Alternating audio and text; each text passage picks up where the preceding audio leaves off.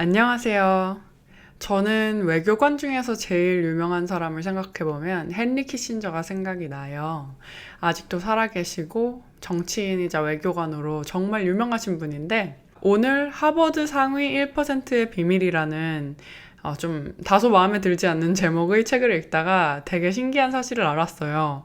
헨리 키신저가 어렸을 때 고등학교 때 미국에 오기 전에 독일에서 살 때까지만 해도 축구에만 빠져 살고 공부하고는 정말 담을 쌓고 특히 영어를 제일 못했다고 그런 얘기를 들었어요.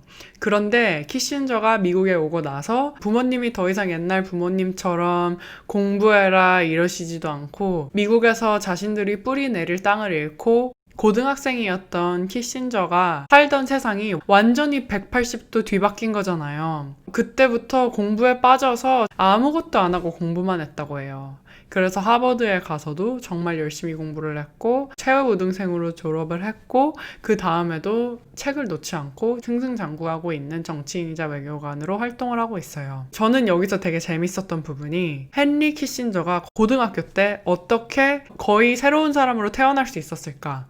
저는 그 열쇠가 고립에 있다고 생각해요. 우리는 자라나면서 우리 자신에 대한 평가를 하지만 우리가 우리 자신에 대해서 하는 평가는 대부분 타인이 나에 대해서 하는 평가에서 나온 거예요. 그런데 헨리 키신저는 세상이 다 무너지고 미국에서 부모님한테도 의지할 수 없이 홀로 남아서 자기 성찰을 시작했어요.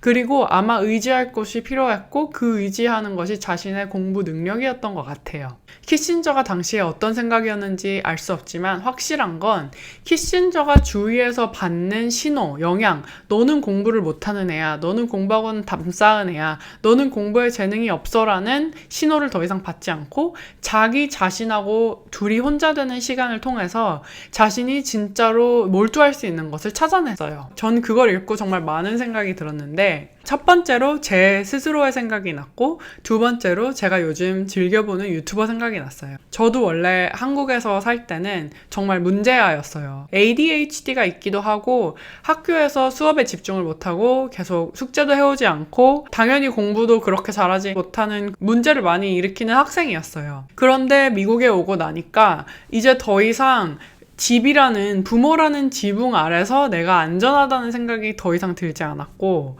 내 자신이 뭔가를 해서 이 상황을 바꿔야 되겠다라는 절박함이 들었어요. 더 이상은 아이로서 살 수 없다는 생각을 해서 그때부터 저도 정말 열심히 공부하기 시작해서 제가 중학교 1학년 때 미국에 갔는데 매일매일 새벽 2, 3시까지 자지 않고 공부하면서 영어 단어를 찾아서 교과서를 읽고 그런 노력 끝에 한 2, 3년이 지나니까 공부가 정말 쉬워지더라고요. 다른 언어로 다른 나라에서 함에도 불구하고.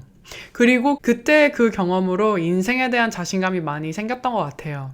이런 고립의 경험을 한두 번 정도 더 했는데 두 번째로는 제가 대학생 때 아무런 연고가 없는 도시에서 혼자 인턴십을 한 적이 있어요.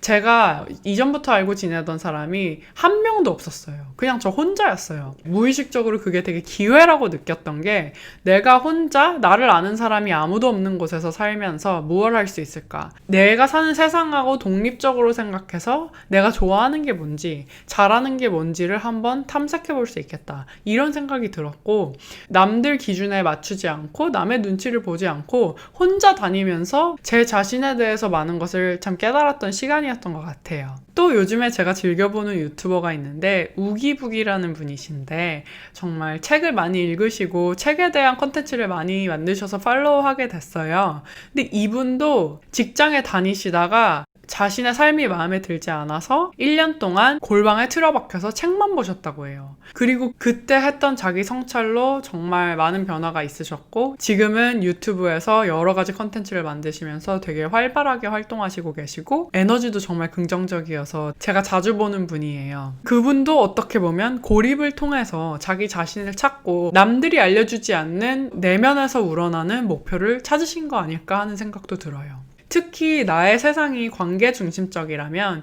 예를 들어서 외부에서 받는 압력이나 외부에서 기대치가 있다면 그것과 좀 독립해서 고립의 시간을 가지고 나 자신에서 생각해 볼 시간이 있으면 남들의 눈이 아닌 내 눈으로 나 자신을 판단하고 내가 좋아하는 것과 내가 잘할 수 있는 거에 대해서 생각해 볼 수 있는 시간이 되지 않을까 하는 생각을 한번 해보았습니다. 시청해 주셔서 감사합니다.